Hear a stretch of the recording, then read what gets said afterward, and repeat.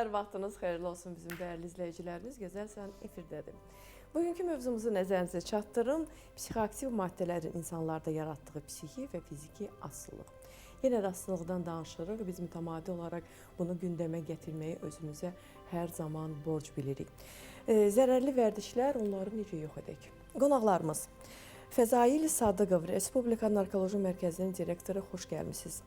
Araz Əliquliyev, professor, doktor, xoş gəlmisiniz. Və bizim musiqili qonağımız Fuad Musayev, xoş gördük sizi.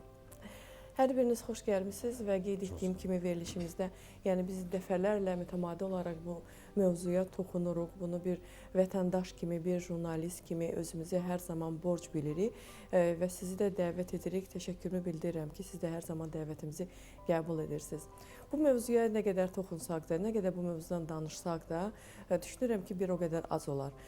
Nə qədər danışsaq belə, düşünürəm ki, hər dəfə olmasa da, heç olmasa bizi eşidənlərin bir qisminə, ən az faizinə belə yararlı olsaq, nə xoş bizə. Yəni, biz bacardığımızı edək və insanlar da düşünürəm ki, bizi diqqətlə dinləsələr, bir nəticə çıxardacaqlar. Buyurun, Araz bəy, sizdən başlayalım. Düz buyurdunuz, çox düzgün fikirlərdir. Yəni, adam düşünə bilər ki, yəni təkrarlama var, amma bu doğrudan da elə bir problemadır ki, yəni sosial problemadır və bu daha çox bizim gələcəyimizi zərbə altında saxlayan bir problemadır. Yəni gənclərimiz, yeniyetmələrimiz bu asılılıqlardan əziyyət çəkilir, buna qurşanırlar. Ona görə də bu verilişlərin təşkil olunması, vaxt aşırı bunların təşkil olunması, mövzuların genişlənməsi labüddür və mütləq də lazımdır. Yəni bu baxımdan xüsusi tədbirlərlə yanaşı da ictimaiyyət bu problemə mütləq və mütləq cəlb olunmalıdır və ictimaiyyət də bunda çox fəal iştirak etməlidir. Nə qədər fəal iştirak etsə, insan həm özünə, həm də ətrafına yardım etmiş olacaq. Yəni, biz buradan hər hansı bir gəncə, hər hansı bir uşağa, hər hansı bir yeniyetməyə, fərqi yoxdur yaşından və cinsiyyətindən asılı olmayaraq yardım ediriksə, biz böyük bir iş görürük, düşünürəm və təbii ki, sizin vasitənizlə. Fəzail doktor, biz keçən dəfə də verilişimizdə bu haqda ətraflı şəkildə danışdıq sizinlə, siz fikirlərinizi bildirdiniz və biz iradədən danışdıq və biz hər zaman düşünürük ki, insan iradəli ya dünyaya gəlir, ya da iradəli olmur. Zamanla insan iradəsi dəyişmək mümkündür. Bu sual tez-tez verirlər. Yəni, bu elmi baxımdan baxsaq, neyrobiologiyaya görə, neyrofiziologiyaya görə əslində iradəli bir şey yoxdur. Çünki beyindən nə siqnallar gəlir, hansı hissədə, hansı neyronal şəbəkə aktivləşirsə, biz də onun əsiriyik.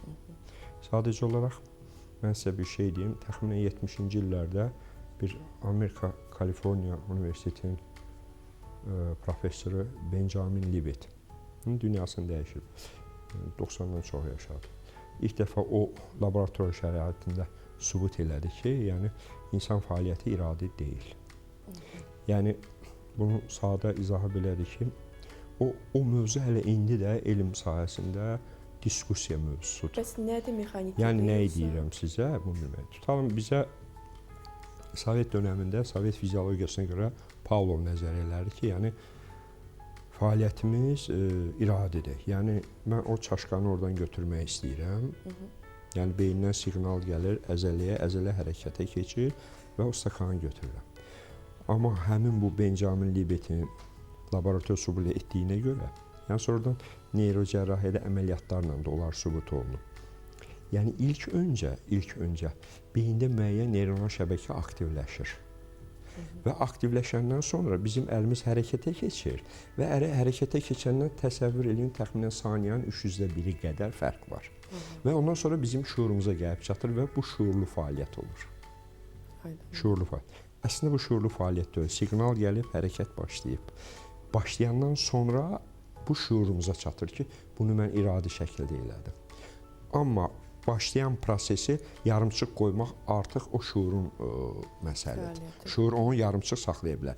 Amma hərəkət başladısa, ondan sonra yəni ikincili şuurlu olur. Yəni biz elə düşünürük ki, bunu mən şuurlu şəkildə elədim. Əslində şuurlu deyil. Bu zərərli vərdişlərə quşanan insanlar haqqında biz hər zaman düşünürük ki, onlar şuursuz hərəkət edirlər. Nə qədər biraz kobud səslənsə də bu deyim elədir. Çünki insan əgər özünə zərər verirsə, özünü uçuruma və ölümə aparırsa, bu necə insan şuurlu hərəkət edə bilər? O bütün insanlara aiddir. İnsan şuurlu şəkildə bilik gedir. Yəni birinci istəklər daha üstündür, daha önəmlidir. Yəni həzz baxımından yoxsa? Həzz və sonrası asıllıq. Yəni xəstə özü də bunu deyir ki, mənim əlim ayağımı bağlayın, mən gedəcəyəm. Güya bilmir ki, o bu zərərlidir, olmaz. Hamısını dərk eləyir. O beynindən siqnal gəlir, ona görə ki, məni bağlayın ki, əlimi açıb gedə bilməyəm belə. Aydındır. Çox qəliz məsələdir. Biraz Yox, qəliz deyil. Məncə mən kifayət qədər sadə izah edirəm. Tibb baxımından siz izah etdiniz. Yalnız biz bir insan kimi, bir vətəndaş kimi bəzən sosial şəbəkələrdə belə bir problemlə rastlaşan insanları görəndə düşünürük ki, bu insanlar nə üçün özlərini bu vəziyyətə qoyurlar? Həzzə görə insan özünü qurban verə bilərmi? Çünki biz buradan efir vasitəsilə deyirik, yəni illərlə bu haqda danışılır. Bunun sonunun nə olduğunu əksər hallarda insanlar bilirlər. Yenə də bu problemdən əl çəkmirlər. Deməli, məntiqlə belə çıxır ki, insan fəaliyyəti şuursuzdur. Faktdır da bu belə. İnsan fəaliyyəti şuursuz. 97-95% şuursuzdur fəaliyyət. Yəni bu həmişə demişəm, mən təkrar olsa da deməliyəm ona. Bizim fəaliyyətimizin 95-97% şuursuzdur. Bu nə deməkdir? Bugün biz burada oturmuşuq, bioloji varlıqda bizim bioloji növümüz insan deyək də, o qədər növlər var ki, onunla biri insandır, yəni biz. Bizim bütün gündəlik hərəkətlərimizin 95-95, yəni aydın olsun deyim sizə, ürək işləyir, o bizim iradəmizdən asılı deyil. Heç bir insan öz iradəsinin gücü ilə ürəyin fəaliyyətini dayandıra bilmir. Böyrəklər işləyir, qaraciyər işləyir, nəfəs alır, bizim tənəffüs sistemi. Bunlar hamısı avtomatik bizdən asılı deyil. Və yaxud da biz danışanda gözlərimizi qırpırıq.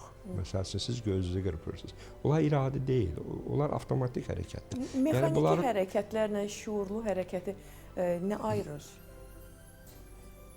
Şuurlu hərəkət artıq beyin qabığı aktivləşir, beyin qabığı. Xüsusilə də onun alın payı. Yəni, o həmişə mən onunla əlaqələndirirəm. Keçən dəfə dediniz, alın payı neçə yaşına kimi inkişaf edir məsələsinə keçən dəfə toxunmuşdunuz. O təxminən 25 yaşda axırıncı tam inkişaf eləyir, beyin tam inkişafa çatır. Mən təxminən deyirəm, kimdə 23 olar, kimdə 27 olar. Yəni alın payı. Yəni alın payı çox vacib bir hissədir. Alın payının qabıq hissəsi prefrontal qabıq hissə, alın payı. Yəni bu biz nə üçün? Alın. Bunun funksiyası nədir? Biz planlaşdırırıq işimizi. Götür-qoy eləyirik, nəyi necə eləyəcəyik, plan cızırıq əvvəlcədən, təşkil eləyirik. Burada alın payı funksiyasıdır əsas.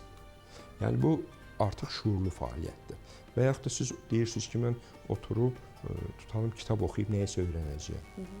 Bu öyrənəndə, bəli, burada diqqətiniz cəmlənir, aktivləşir, diqqət oradadır. Yəni bu artıq şuurlu fəaliyyətdir. İş burasındadır ki, bizim beynimiz kifayət qədər tənbəl bir orqandır. Tənbəl orqandır. Çox tənbəldir. Biz öyrəndiklərimizi təkrar eləməyə daha Bizim üçün asad nədir, ona qaçırıq bəlkə, ondan bağlıdır. Əlbəttə ki, asad nədir, ona qaçır insanlar. Yəni, hər yeni bir şey biz öyrənəndə beyin üçün o təzə bir prosesdir. Beyin də təzə prosesi atır kənara, deyir, mən bu kitabı oxuyanmıram. Qaçır, gedir yenə öz gündəlik o reflektoru hərəkətlərin dalınca. Gedir belə. Ona görə də, yəni, əksəriyyət insanlar yeni şey öyrənmək istəmir. Ona görə deyirlər ki, Araz doktor, əgər Alzheimer xəstəliyindən uzaq olmaq istəyirsənsə, kitab oxumalısan. Beyin yeni məlumat, yeni informasiya aldıqda, qocalmadıqda o neyronlar hər zaman yenilənir və bu xəstəlikdən uzaqlaşa bilərsən və yaxud tutulmaya bilərsən bu xəstəliyə. Onun çarəsi yoxdur ümumiyyətlə? Nəyin çarəsi? Alzheimer xəstəliyini. Yəni bu zərərli vərdişlər gətirib çıxara bilər Alzheimer xəstəliyini? Zərərli vərdişlər birinci gətirib çıxara bilər. Yəni Alzheimer xəstəliyin səbəbləri çoxdur. Yəni əldə olunmuş ağıl kəmliyi. Ona deyilir xəstəlik. Biri var anadan gəlmə, biri var əldə olunmuş. Ümumiyyətlə Alzheimerdən danışmamışdan qabaq bu çox belə deyək də, ən Dərin cavanı dərin. 50-dən 50 plus gəlir, normada 65-dən yuxarı. Amma zərərli vərdişlər onun özü mən yəni uzun müddət zərərli vərdişlərə nəzər çəkən, yəni asılıqlarda nəzər çəkən düşünmürəm. Nadir hallarda o yaşa çatsınlar ki, biz onları Alzheimer xəstəliyi ilə bağlı da müalicə edirik. Yəni cavanlarda Alzheimer xəstəliyi olmur, müşahidə Yox, olunmur. Alzheimer xəstəliyi o başqa bir şey. Əldə edilmiş ağıl kəmliyi başqa bir şey. Yəni bəzən biz görürük bu zərərli vərdişlərə Zərərli quşanan vərdişlər insanlar nəticəsində yəqin oxşar simptomları olur. yəni simptomatik, funksional ağıl kəmliyi ola bilir və üzvü dəyişikliklər nəticəsində ağıl kəmliyi ola bilir. Misal üçün, içkidən asılı olan insanlarda uzun müddət ondan sui-istifadə edirlərsə, alkoqol ensefalopatiyası inkişaf edə bilər. Yəni o insultlara gətirə bilər, başqa xəstəliklərə gətirə bilər. Onunla bərabər şəxsiyyətində dəyişiklik ola bilər. Onun təvəkkül, kognitiv funksiyalarında enmələr ola bilər. Yəni onda ağıl kəmliyinin, yəni əqli geriliyin inkişafını biz orada görə bilərik. Yəni ensefalopatiyalarda. Yəni digər xəstəliklərdə demirəm ki, orada ağırlaşmalar. Qaldı ki, asılıqlarda olan, belə deyək, pis vərdişlərin inkişafında və sayılaxır.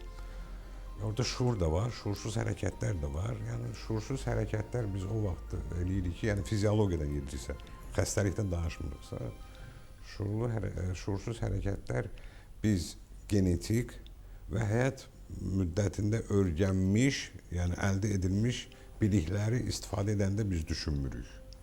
Misal üçün, maşın sürürük, sürəti keçiririk. Alışqanlıq deyək. Alışqanlıq. Yəni biz onda düşünmürük, şuursuz olur. Çörək yeyəndə, geyinəndə, yəni o biri var ki, irsi var, onun bir hissəsi, bir də var ki, düşünmədən hərəkət edir. Düşünmədən, siz düşünmürsünüz, eləyirsiniz. Mexanik Yəni avtomatik stereotip bir vərdiş elədiyiniz, bilik əldə elədiyiniz, yəni həyat təcrübəsində də əldə elədiyiniz biliklərdir, başarıqlardır. Nə vaxt bizim ikinci siqnal sistemimiz xoda düşür, yəni şuurlu hərəkətlər, şuursuz şuura təsir etmək. Yəni burada biraz o asılıqlarda olan, biz onu çox zaman rast gəldiyimiz istəklərin mübarizəsi. Bir tərəfdən xəstəliyin təzahürü var, o həzm mərkəzləri, oradakı o böyükmə məcbur edir sənə gedib nəsə istifadə edəsən. Amma şuuru, siz bunu ziyanın başa düşürsünüz və deyirsiniz, bəlkə eləməyim, bəlkə dözüm, bəlkə müalicə gedim. Yəni o şəxsiyyətdən asılıdır. Yəni orada da onda o mübarizə gedir. Biz axı hər zaman dərsliklərdə görürük ki, insanları heyvanlardan ayıran şuurdur. Bəli. Biz hər zaman düşünmüşük ki, biz hər zaman şuurlu hərəkət etmişik. Bunu mexaniki hərəkətlə bəzən səhv salırdı insanlar. İndi siz də bunun açıqlamasını belə vermiş olursunuz. Mexaniki düzgün ifadə deyil biraz. Şuursuz hərəkətlər yenə deyirəm. O irsi sizə gələn başarıqlardır. Bir də həyat Genlərlə bizə gələn. Bəli, misal. Bir də ki, yəni həyat boyu siz öyrəndiyiniz biliklərin o şuursuz bir, yəni təkrarlanması, siz onu vərdiş eləyirsiniz, misal üçün. Fuad bəy diqqətlə qulaq asır və düşünür. Zərərli vərdişlər haqqında təbii ki, sizə sual versəm nə düşünürsünüz? Yəqin ki, mənfi yəni fikirlərinizi bildirərsiniz ki, heç qəbul olunmazdır. Təbii ki, çox pis vərdişdir. Cavanlarımız mənə elə gəlir ki, məşğul olmalıdırlar nəyinəsə də. Yaxud idmanla məşğul olmalıdır. Yəni bu hər bir cavan insanın elə bizim özümüzdə də bir enerji var da. Bu mənim şəxsi fikrimdir. Mən üzr istəyirəm müəllimlərdən. O enerjini bilmirlər hara ötürsünlər və başlayırlar pis vərdişlərlə. Mənə elə gəlir ki, insanın özündən hər şey asılıdır. İnsan hər zaman stop deyə bilər hər şeyə. Biz o vaxt inanırsınız, nə qədər danışmışıq aylarla, deyə bilirik. Yenə deyirəm, o enerjini başqa şeylərə sərf etməlidirlər. Məsəl üçün siz mahnılarınızla, rəqslərinizlə, səhnə ilə bu enerjini hər zaman çıxarmış olursunuz. O zaman buyurun. Oxuyum da. Buyurun.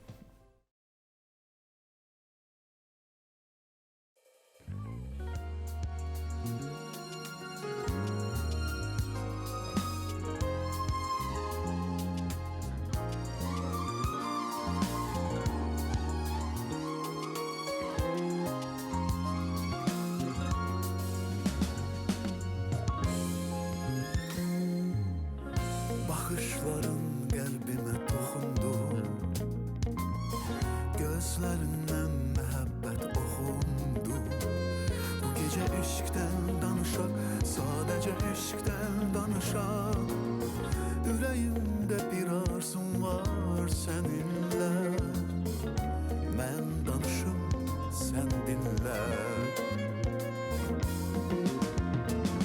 Səni sevdim, göydəki ulduzlar qədər səni sevdim, yerdəki yalnızlar qədər səni sevdim, səhradakı qumlar qədər, çünki sənə dəyər səni sevdim, ay dənizi sevən kimi səni sevdim, şair sözü sevən kimi səni sevdim, özüm qədər bu sənə dəyər.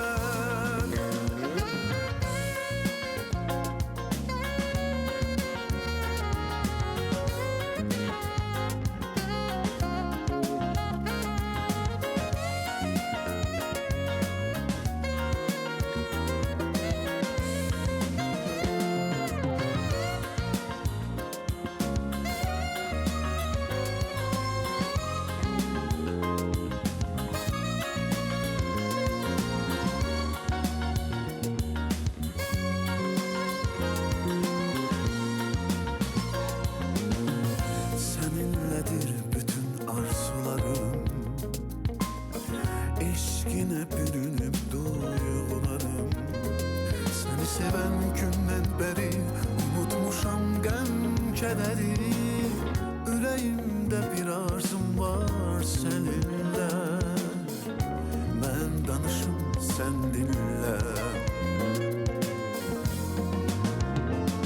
Seni sevdim, göydəki ulduzlar qədər səni sevdim, yerdəki yalnızlar qədər səni sevdim, səhradakı qumlar qədər, çünki sənə dəyər səni sevdim, ay dənizi sevən kimi səni sevdim, şair sözü sevən kimi səni sevdim, özüm qədər bu sənə dəyər.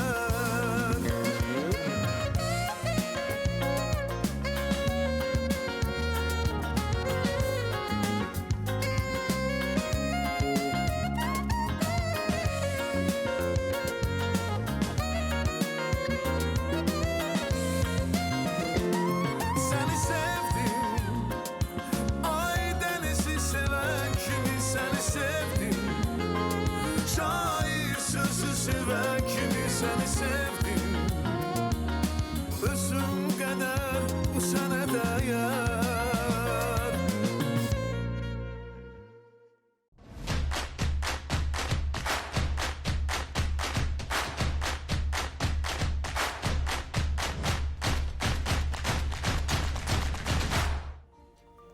Bugünkü verilişimizdə zərərli vərdişlərdən danışırıq və zərərli vərdişləri necə həyatımızdan çıxaraq və yaxud da zərərli vərdişlərə heç başlamayaq.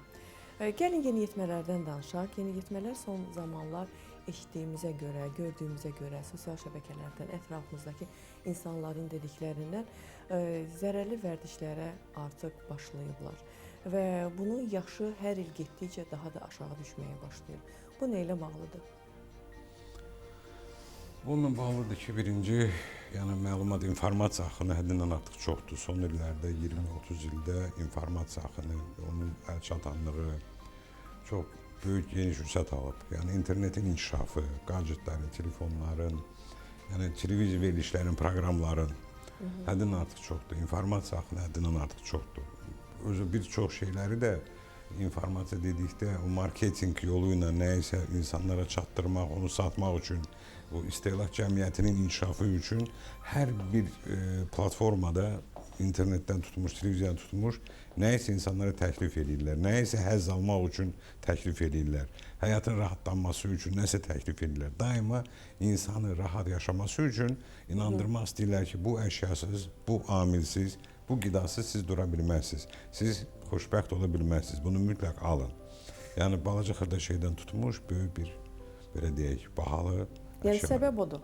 Səbəbi insanın deməli inandırmaq və 20-30 il onunla məşğul ki, insan öz-özlüyündə xoşbəxt ola bilməz. Biz 90-cı illərdə də efir vasitəsilə siqaret reklamını, təbliğatını deyərdim ki, görürdük hər zaman. Hətta filmlərdə belə izləyirdik. İndi misal üçün kimsə tütündən istifadə edirsə, həmin filmdə o göstərilmir. Dumanlı Göstərilməsin. şəkildə İnsanda göstərilir. başqa şey formalaşdırırlar. Yəni insanda təvəkkül, yeni təvəkkül formalaşır. Söhbət ondan getmir ki, siqareti mən təbliğ edirəm. İnsanı inandırırlar ki, sən öz mövcudluğunla rahat, xoşbəxt ola bilməzsən. Sən mütləq bax biz təklif elədiyimizi al, istifadə elə, dad, yoxla, geyin. Başa düşürsüz? O insanın yəni bir siqaretdən həzz almaq deyil, ümumiyyətlə həyatdan həzz alması üçün sən nə isə əldə eləməlisən, nə isə istifadə eləməlisən. Başa düşürsüz? Yəni özü ilə xoşbəxt olmayan insanlar adətən yəqin ki, istifadə etməyi düşünürlər. Yox, bizdə xoşbəxtliyin mənasını göstərməyə çalışırlar, bizdə başqa bir insanın obrazda. xoşbəxt olma hissiyatını dəyişdirirlər. Xoşbəxtlik Anlamasını dəyişdirirlər. Yəni gözəl ailə, ər-arvad, uşaq, sağlam həyat misal üçün, sağlam həyat, sağlam bir durum bu xoşbəxtlik deyil. Sizdə eviniz olmalıdır, evin içi dolu olmalıdır, özü bahalı şeylər olmalıdır. Maşınınız son bir markası olmalıdır, əyniniz başınızda ancaq brend olmalıdır. Yəni düşünürsünüz ki, kommunizm dövründə biz yaşayanda hər kəs eyni idi, hər kəsin həyat tərzi oxşar idi, onda insanlar daha xoşbəxt idi, çünki rəqabət yox idi. Yox, daha xoşbəxt idi, insanın xoşbəxtliyi. İndi daha da yaxşı insanlar can atır. Əvvəl bu hiss yox idi sanki insanlarda. İnsanların bugün tələbatı həddindən artığı deyə bir-birinə tələbatı da yüksəkdir. Ona görə də insanlar şəxslər arası münasibətlərdə çox sayda böyük problemlər yaranır. Yəni son elə statistik rəqəmləri götürsək, yəni boşanmalarımızın sayı özü onun da təşəbbüsləri 90-80% hallarda qadınlardır. Yəni istək, tələbat, maraq. Yəni mən ərə getmişəm, sevgi, məhəbbət, xoşbəxt həyat yaşamaq yox. Bu məni təmin eləməlidir. Aydındır. Biz danışdıq burada siqaretdən, tütündən və bizim Araz doktor hər zaman verilişimizdə deyir ki, indi satışda olan siqaretlər çox zərərlidir. Təbii ki, tütün zərərlidir. Yalnız onun üzərində olan biz kağız dediyimiz, kağız deyilmiş, onu bilirdiniz siz. Kağız deyilmiş. Kağız deyil, o tullantılardan əldə olunan bir Siqaretin kağızı. parçadır. Kağızlar, o da zərərli bir şeydir təbii ki mən. İstifadə edirsiniz. Mən də arada bir istifadə edirəm, amma heç kimə məsləhət görmürəm. Bu çox pis vərdişdir. Ən pis vərdişlərdən biridir.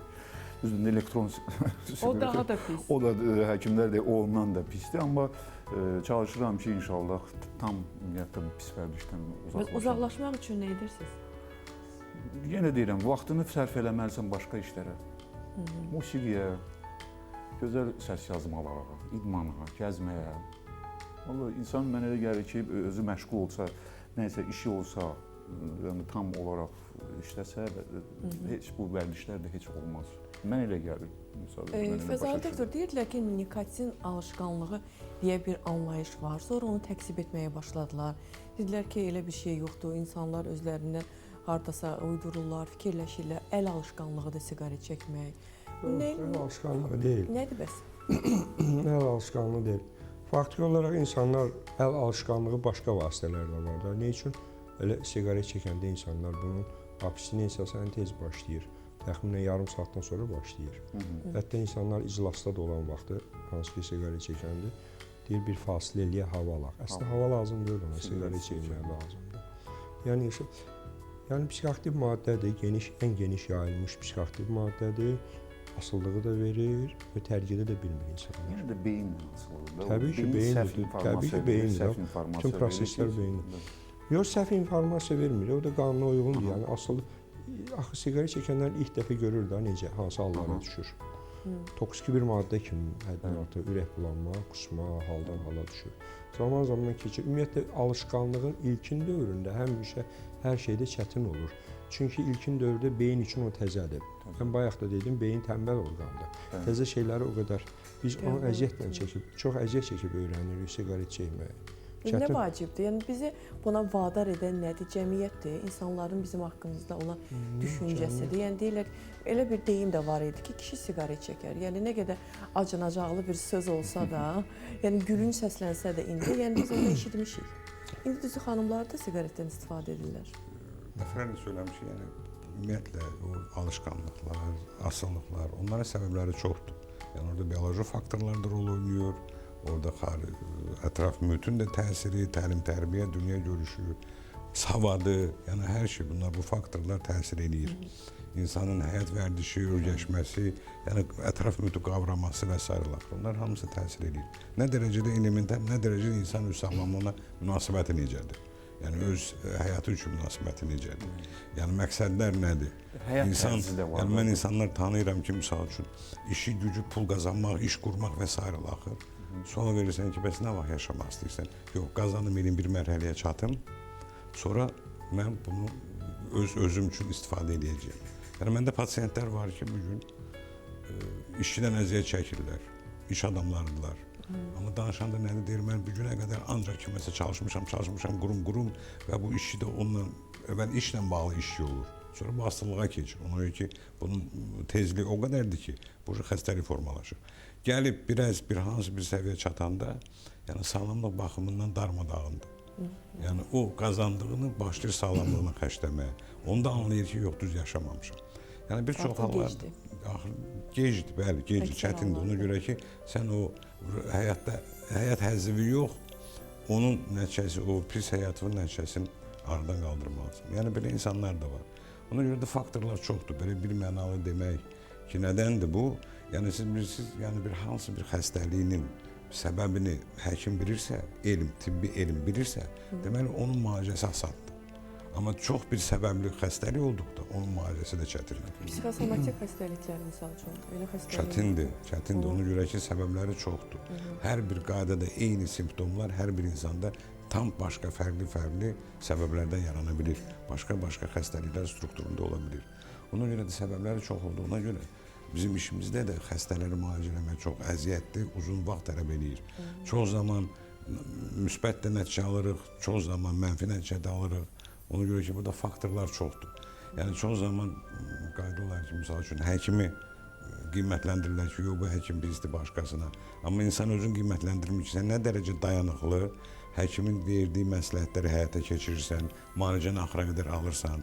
Bizim müalicələr, yəni asıllıqların müalicəsi minimal müddəti 1 ildir. Və çox çətin, ağır prosesdir. Yəni ağır prosesdir, ona görə ki, ağırlığı birinci oradadır ki, o əziyyəti, o xəstəlikdən əziyyət çəkir, insanı inandırmaq ki, sən nizamlı, intizamlı, axıra qədər bu müalicə kursunu keçməlisən, çox çətindir. Ona görə ki, ağrımır deyə bədən bir müddətdən sonra, özün rahat hiss elədiyinə görə nəyimə lazımdır. Amma psixi pozuntular, o psixi asıllığın təzahürləri, onun əsasında yaranan digər nevrotik pozuntular bunu rahat yaşama imkan verir. Geci-tezi məcbur edir, qayıtmalıdır ki, bunu istifadə edir. Neçə müddətdən sonra insan başa düşür ki, artıq problemin içindədir? İlkin qiymətləndirmə 3 aydan sonra. 3 aydan sonra. İlkin qiymətləndirmə 3 ayda biz pasiyentimizə baxırıq ki, hara gedir. Hələ o demək deyil ki, bu həzz hissi qayıdıb, bu insanın məqsədi yaranıb, bu insan düzgün özünü aparır. Biz hələ baxırıq ki, hara gedir. Aydındır. Fuad bəy, yəqin ki, görürsünüz, müəyyən məkanlarda xanımlar siqaretdən çox rahat şəkildə istifadə edirlər. Əksər hallarda elektron siqaretlərdən. Münasibətiniz necədir? Xanımların siqaret çəkməyini çox pis. Sevmirəm. Yəni bugünkü mövzumuz onunla bağlıdır. Bizim qadınlar, özü də ki, bizim qadınlar iş yarar. Bizim mentalitetimizlə axı biz gəlmir. Vallahi mən yaxşı baxmıram. Qadın, nəinki qadın, ümumiyyətlə ki, cavan olanlar da, kişilər də siqaret çəkmirlər.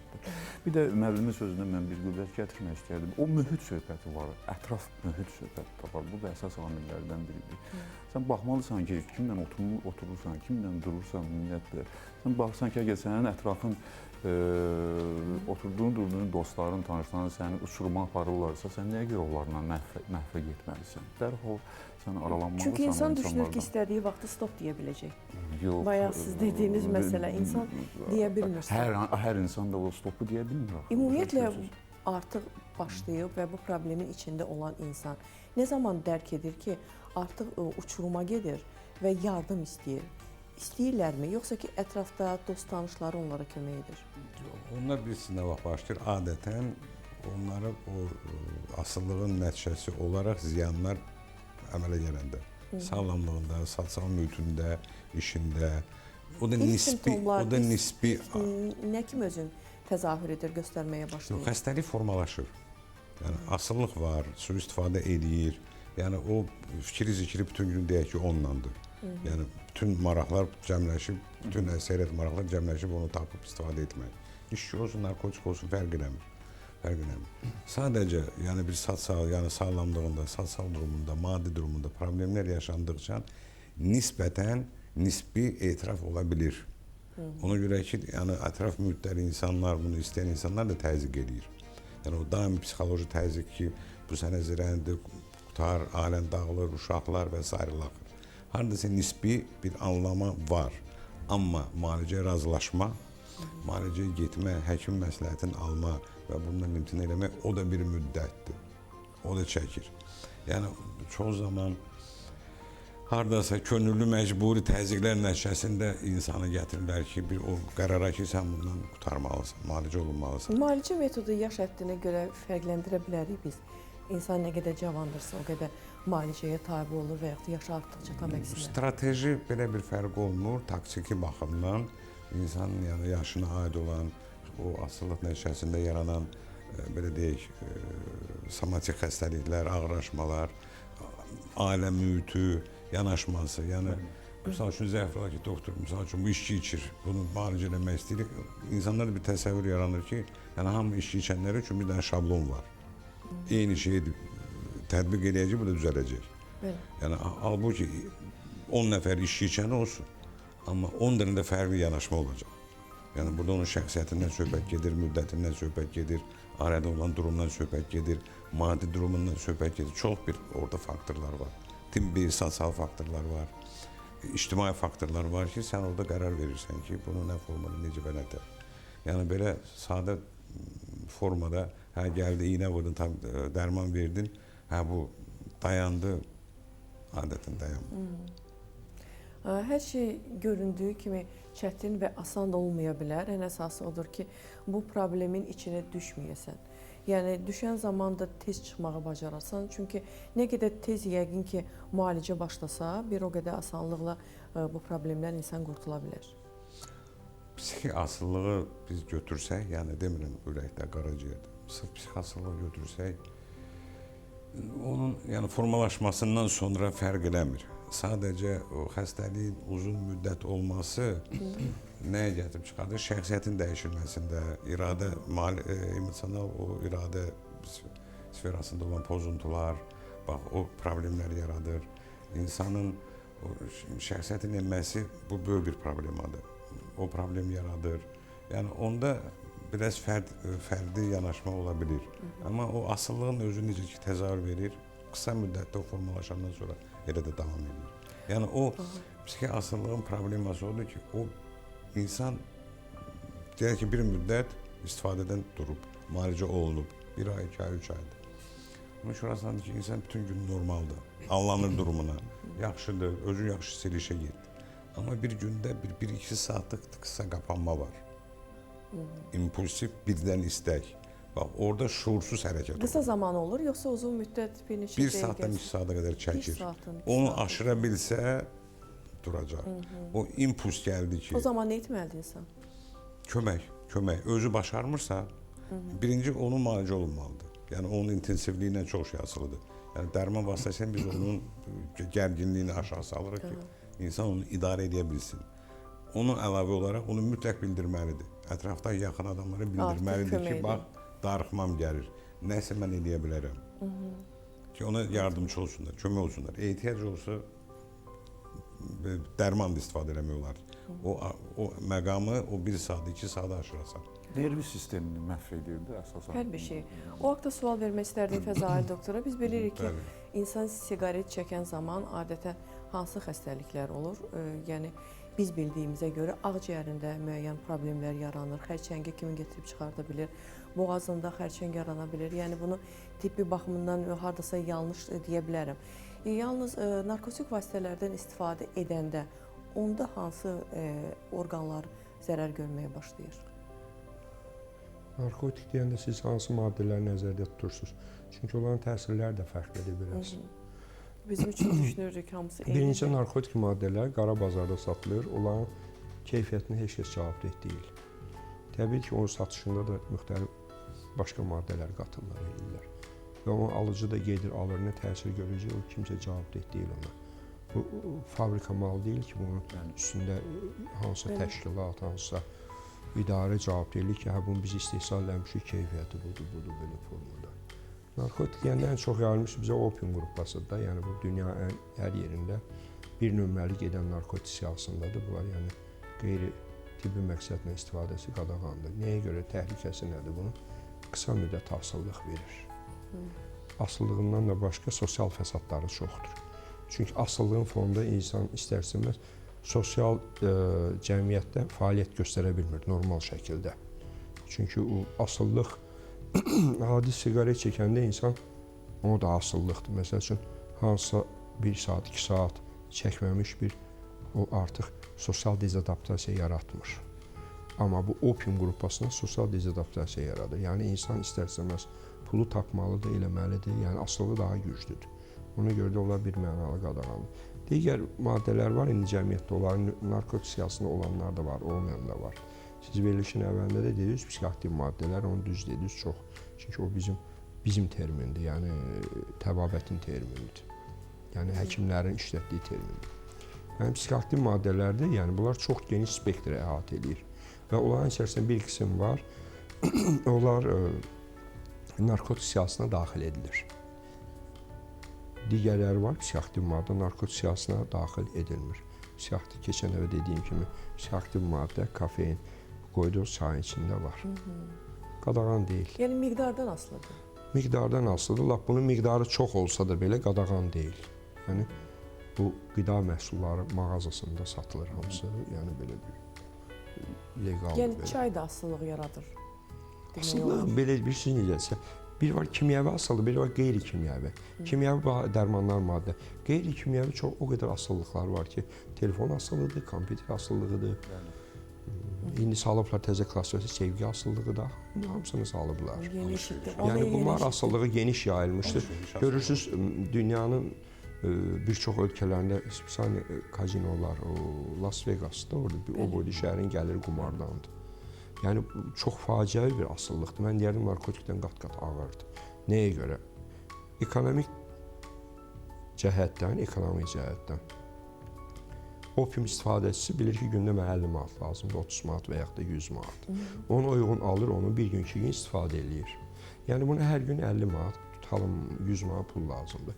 Qumar asılığında belədir ki, sən 1 milyonu bir anda itirə bilirsən. İndi kart hamı oynayıb, hamı bilir, qumar.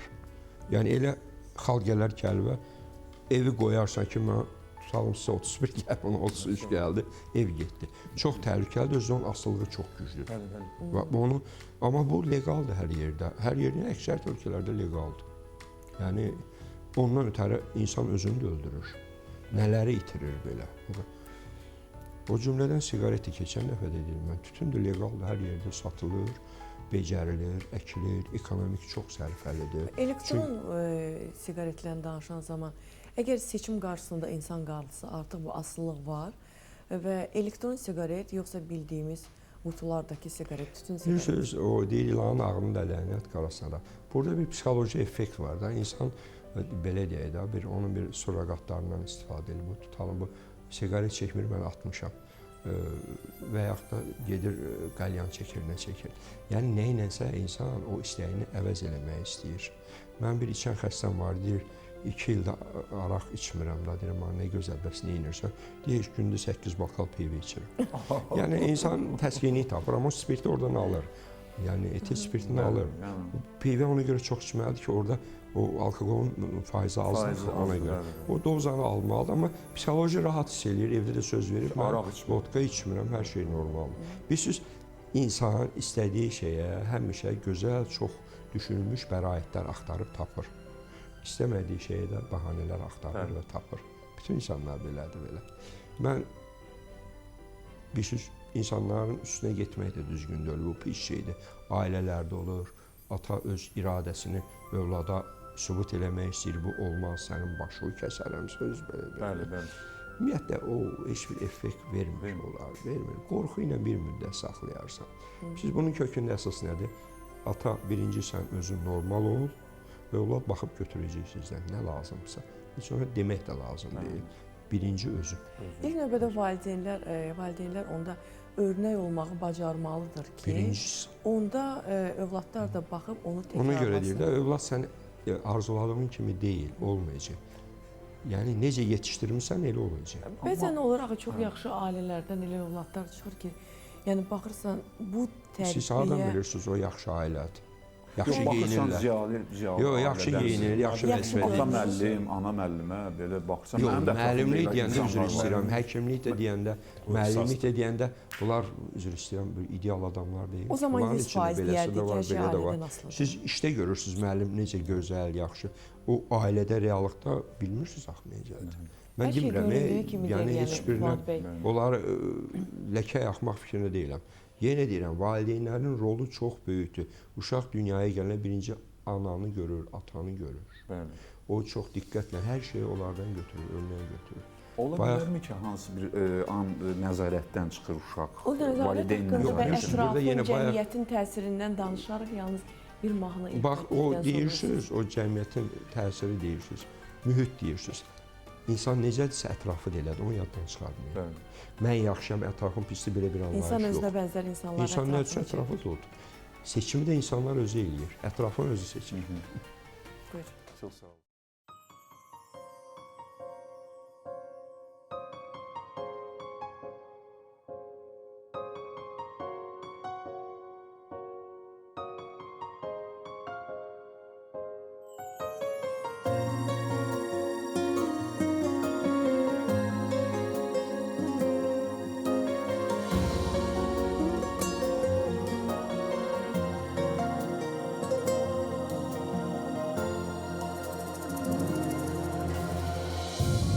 Bu sevgi o kadar ucadır, kalktıkça pilleleri. Nökte özü balacadır, ama ayırır cümleleri. Bu nəğmə bir damla, sevginin denizinden. Xoşbəxtliyə gedən yol, başlar senin izindən. Ne vaxt gözlərimiz görüşər, gerçək yuxu ilə yerini dəyişər. Yoluxdum sənə, gözəlim mənim. Bəlkə elə bu imiş, əcəlim mənim. Yoluxdum sənə, gözəlim mənim. Bəlkə elə bu imiş, əcəlim mənim. Yoluxdum sənə, gözəlim mənim. Bəlkə elə bu imiş, əcəlim mənim. Cismə yaxın cismimə, ruhum yaxın ruhuma. Sən axı bərisimə, döndün şirin yuxuma. Səni gördüyüm andan, sanki zaman dayandı. Bəxtimə səni yazan, mələklər oyandı. Nə vaxt gözlərimiz görüşər, gerçək yuxu ilə yerini dəyişər. Yoluxdum sənə, gözəlim mənim. Bəlkə elə bu imiş, əcəlim mənim.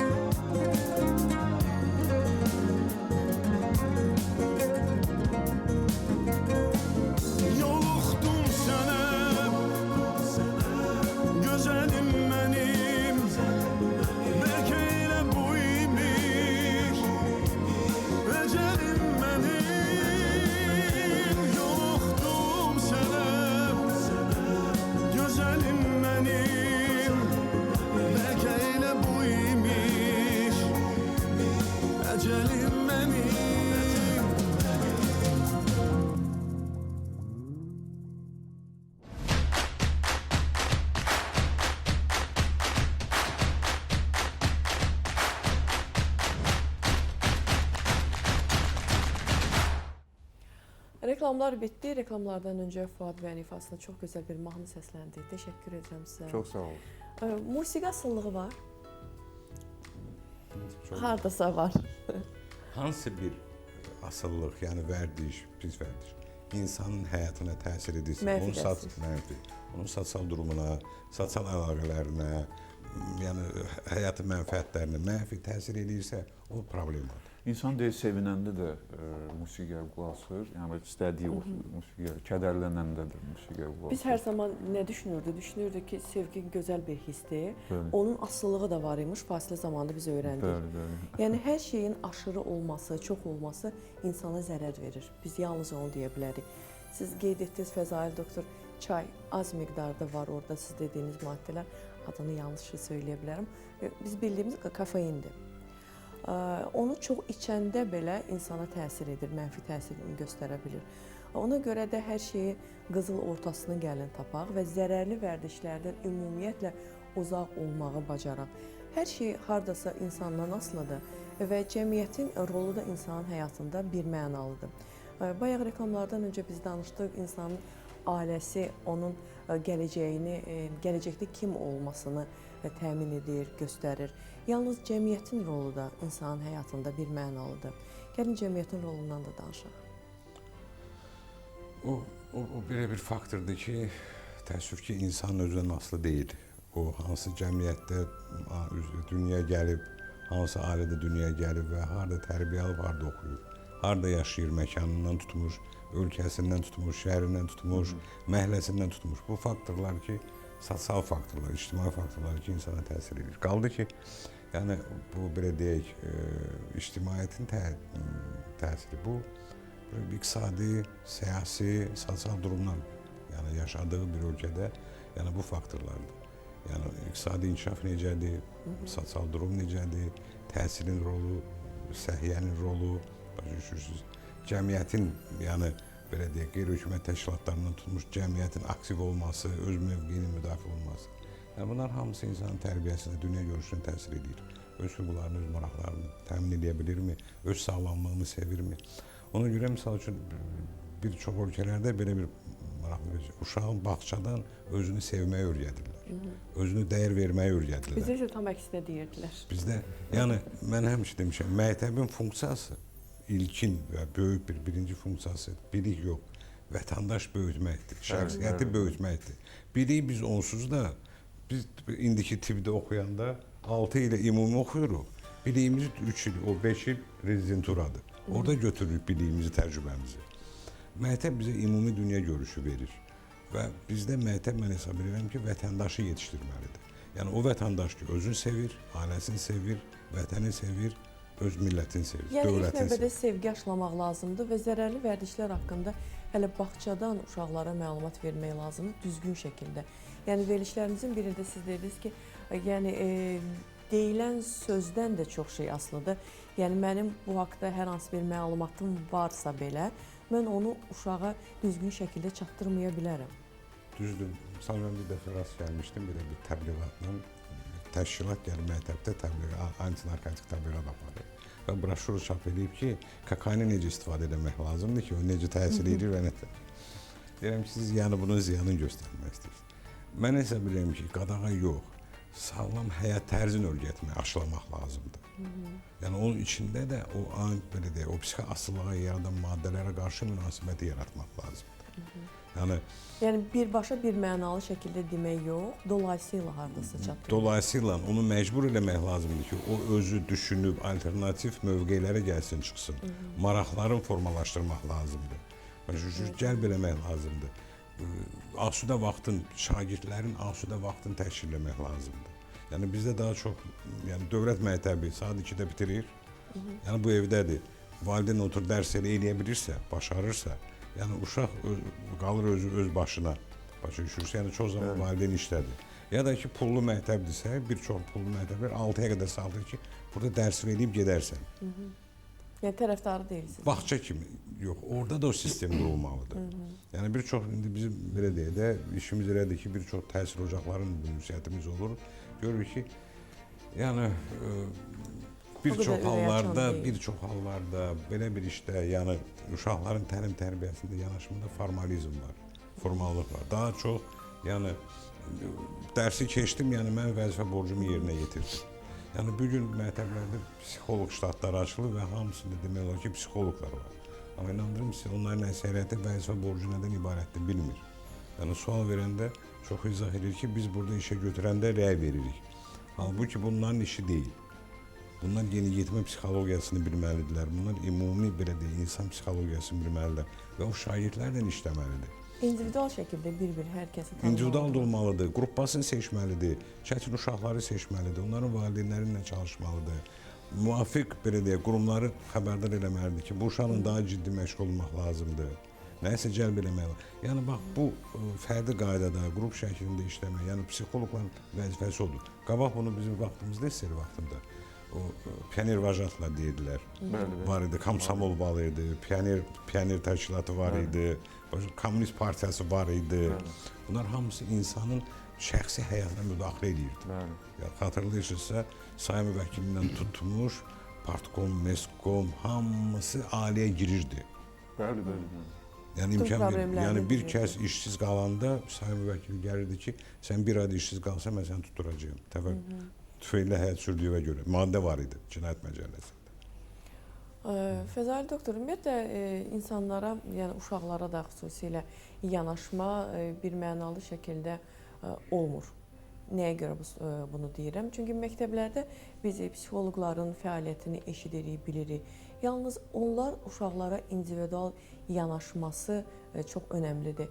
Əgər vaxtında uşağın problemini psixoloq görsə, onun qarşısını almaq mümkündür. Yoxsa ki, yəni yenə də ailə faktoru burada özünü göstərəcək. Məktəbdə psixoloq bir uşaqların hamısı ilə bu bir çətin məsələdir. Hansı ki, uşağın davranışında hansı ki, ehtiyac vardır. Onsuz uşaqlar hamısı normal gəlir. Hamısında o davranış pozuntuları yoxdur. Təklik olur bəzən. Onda təbii ki, birinci psixoloq, yəni psixoloq məşğul olur ondan, ailə ilə əlaqəli belə. Ehtiyac olsa artıq keçir tibbi tərəfə. Yəni burada tibbi problemlər var. Yəni ondakı uşaqlar da ehtiyacı uşaq nevroloqu və yaxud da uşaq psixiatrı baxır, müayinədən keçir belə qərar qəbul edir. Biz danışırıq, deyirik, fikirlərimizi deyirik, amma bunlar elə bir effektiv deyil, nə mənada. Onsuz da hər ailə, hər övlad öz bildiyini doğru hesab edir, düzgün hesab edir. Hər kəsin öz doğrusu var. Hər kəsin öz doğrusu var, bəli, elədir belə ümumi. Bir ailədə uşağa qarşı zorakılıq tətbiq edirlər, digər ailədə ümumiyyətlə eləmirlər. Üçüncü ailədə tam liberaldır, liberallıqdır, yəni uşaq nə istəyirsə özü belə, bəzən yox, nəzarət eləməli belə. Yəni bunlar hamısı hər ailənin özü bir daxilinə baxanda bir unikaldır da, ailə daxilinə.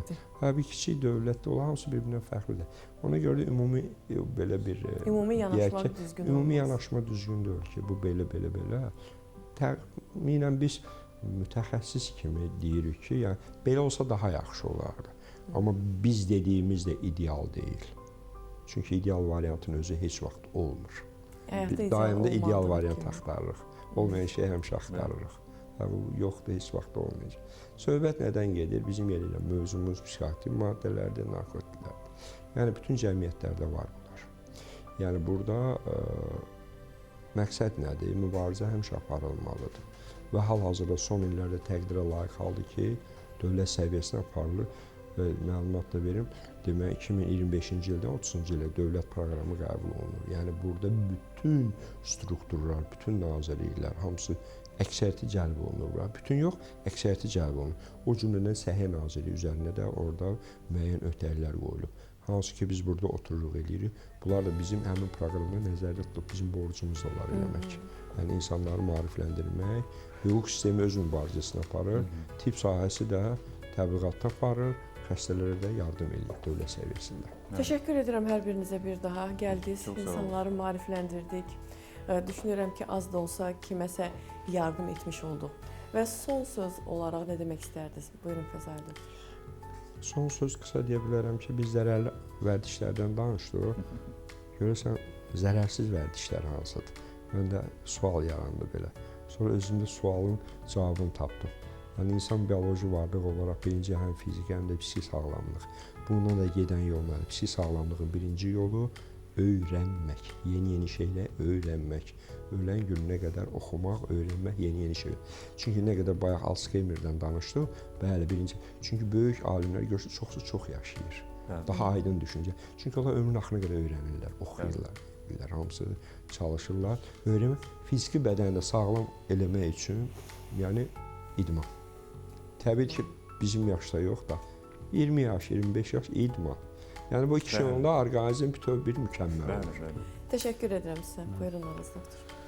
Məndə bir arzum var ki, yəni bizim bu iştirak etdiyimiz verilişlər, belə tipdə olan tədbirlər heç olmazsa biz bunun nəticəsi olaraq, yəni deyək ki, bir gün 3 nəfər qurşanmaq reallığı var idisə, onlardan heç olmasa biri bundan bizi eşidib imtina eləsin.